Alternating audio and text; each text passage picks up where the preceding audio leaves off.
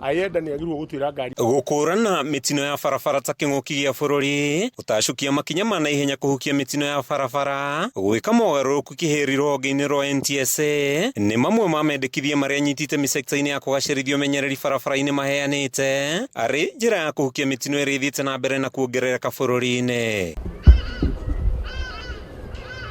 Matongoretio ni muikariri giti wa kiama kia mitambo ya kunyihia thibidi na kugacirithia umenyereri barabara-ini Edward Gitonga anyitite mia moritie minista mweru wa ukui na waki wa barabara kurimira gwetha kihonia gia gutura niguo kunyihia ikuũ iria ikoretwo igitiga family nyingi na maithori. Those who know what it takes to have road safety on our roads are embraced by the system.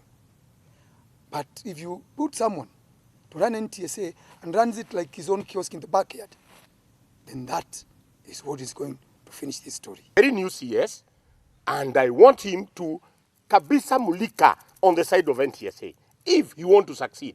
But if he does not mulika on that side, I want to promise him he will not achieve anything because NTSA is full of corruption. Makioneka kuorota ruhonge rwa NTSA ni kwigucia hari gwetha kihonia gia kunina mitino anyitite mia mahoete mogaruruku kiheri gutafanio ruhonge-ini ruru. We want to see qualifications.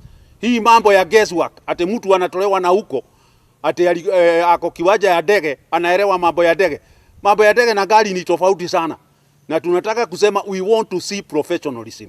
Maugite mitino bururi-ini no nyihe na mieri 6 kungikinya minista mweru no arutithanie wira kwa hakuhi na anyitite miothe. Oho ni mahoetio thuthuria baranginya utafanio ruhonge-ini rwa NTSA niguo kunina ungumania na uheani wa motungata mathararu o undu umwe na wandikani utakinyaniire ikiro. Is run by unqualified people.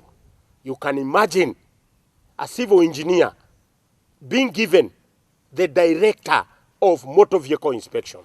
This is a total joke. Handu-ini ha Kameme TV kuma kaunti-ini ya Kiambu, ritwa riakwa ni Mathew Ndung'u wa Mbugua. Sawa sawa.